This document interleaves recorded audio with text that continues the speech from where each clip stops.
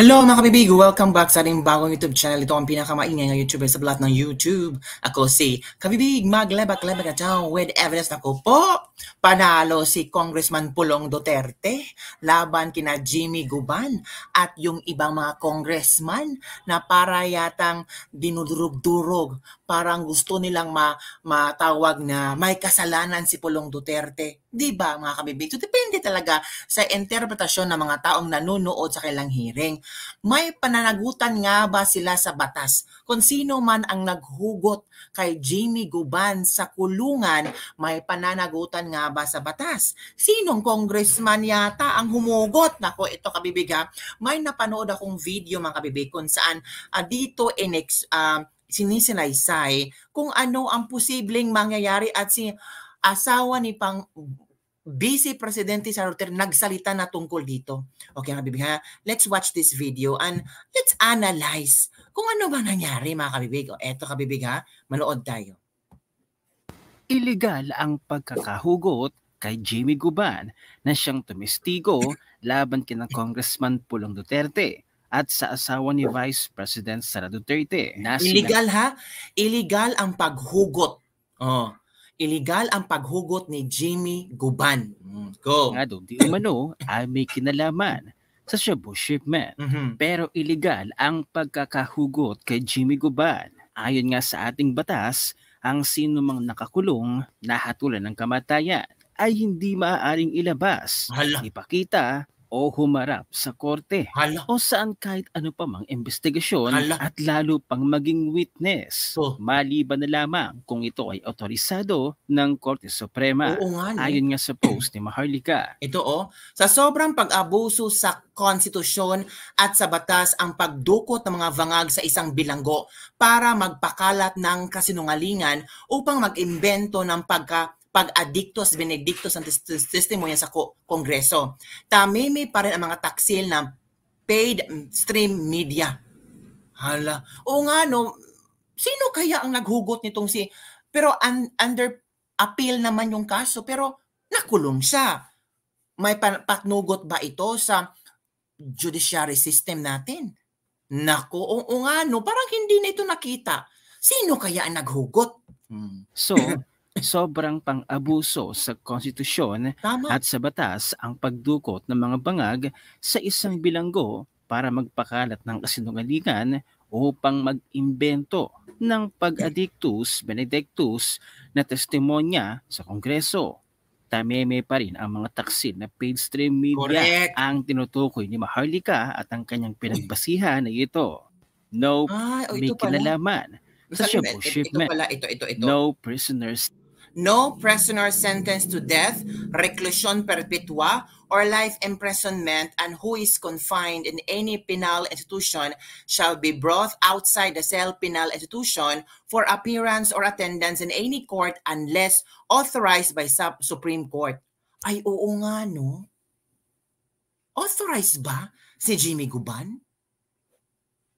Parang na-shock na lang tayo, no, na umapila si Jimmy Guban, pero on appeal pa man yung kaso niya. So, kahit kahit may tawag dito, may pinal na, or kahit may may tawag dito, may sentensya na si Jimmy Guban. Dito kasi sa konstitusyon, no prisoner sentenced to death, reclusion perpetua, or life imprisonment and who is confined in any penal institution shall be brought outside the said penal institution for appearance or attendance in any court unless authorized by Supreme Court. Masasagot kaya ito ng Kongreso? Naku po, parang iba. At at the same time, mga kabibig, nagsalita na si Attorney Manasseh R. Carpio. Ito yung husband ni VP Sara Duterte. Sabi niya, it is evident that the allegations and insinuations made by Mr. Guban during the Quadcom hearing last Friday, August 16, 2024, are entirely baseless and maliciously false.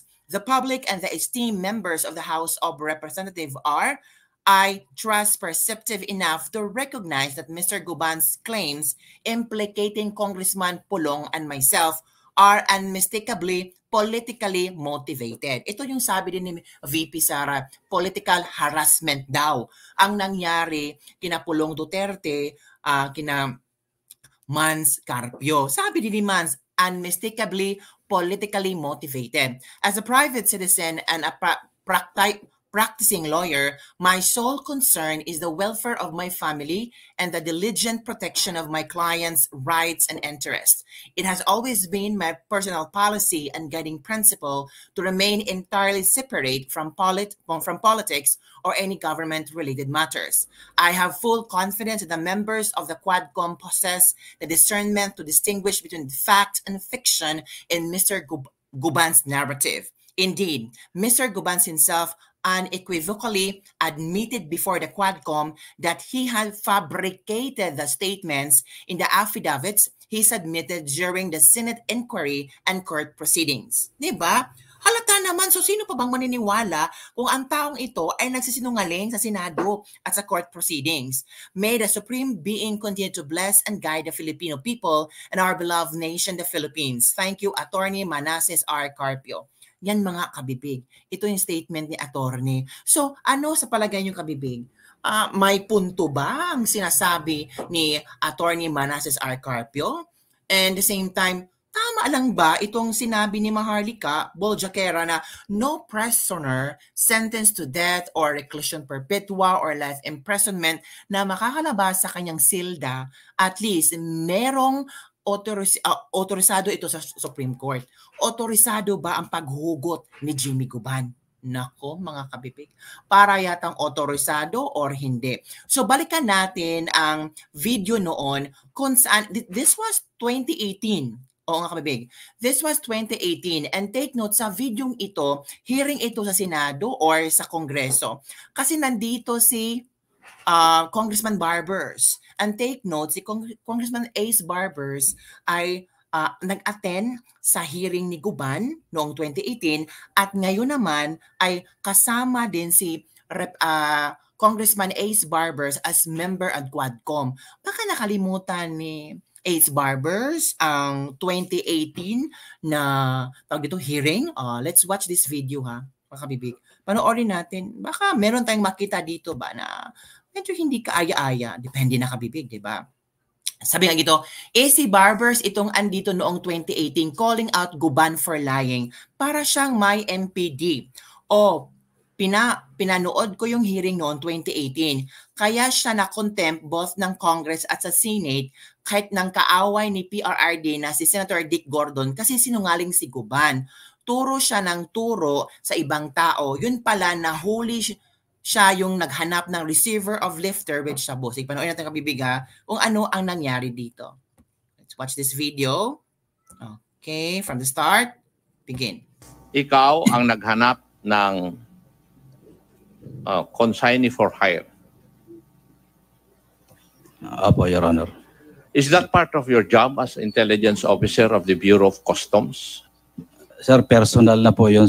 Naungkat din sa pagdinig ng House Committee on Dangerous Drugs at Good Government and Public Accountability ang 56 na biyahe ni Guban abroad mula 2006. May 56 pala si Guban noon na biyahe pa sa iba't ibang bansa. Wow. Ngayon sa kanya ay personal na lakad.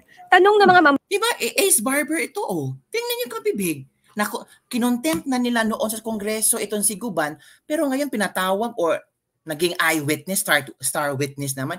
Dapat sana hindi hinayaan to ni Ace Barbers kasi alam naman niya kung anong credibility ni Guban. Pero bakit hinayaan niya na mag-star witness dito? Di ba kabibig? Babatas. Saan siya nakakuha ng pera gayong 19,000 pesos kada buwan lamang ang sweldo niya? Ikaw ang naghanap ng consignee for hire.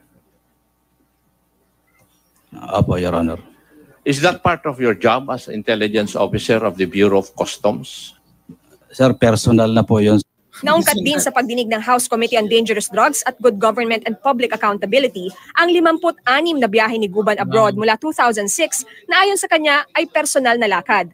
Tanong ng mga mambabatas, saan siya nakakuha ng pera gayong 19,000 pesos kada buwan lamang ang sweldo niya? There you go, mga kabi. Bahala na kayo na bahala magbigay na yung reaksyon tungkol sa nabasa ko, mga kabibig, tungkol sa napanood natin. So, do you think Guban is stating and giving the right, statements? Kung ito lang ang ating titingnan, parang panalo na si Kong Pulong Duterte. Di ba, mga kabibig? Baka ito si Guban, nako. Pero hinatulan na ito. Under appeal pa kasi ang kaso ni Guban. Kahit meron na siyang sentensya, pero under appeal. So, baka posible sinasabi ni Guban niya, ang justice system sa Pilipinas ngayon ay working fairly sa panahon ni Bongbong Marcos. Baka ramdam ni Guban na mapawalang bisa sa kanyang mga kaso. Ano sa palagay yung kabibig? Diba? Parang nawiwerduhan ako. Parang there's something fishy going on. There's something wrong, di ba? So yun lang po, mga kabibig, ang ating latest lebak-lebak for today. Grabe, gulong-gulo na ang isip natin sa mga puzzled na mga pangyayari ngayon. Pero in fairness naman lumalaban pa rin si Congressman Pulong Duterte, si Attorney Man Scarpio. Talagang they really fight for their rights and they really fight for what they think is the real score, kung ano talaga ang totoong nangyari. Mga kabibig. So, yun na lang po ang ating latest lebak-lebak for the day. Don't forget to like, subscribe, and share this video. And shout out sa ating mga OFW dyan. Lunes na Lunes, grabe ang mga pasabog ngayon. So, later on, magbabalik ako sa another lebak-lebak with evidence. Opo. Don't forget to like, subscribe, and share this video. Bye, everyone. See you next time.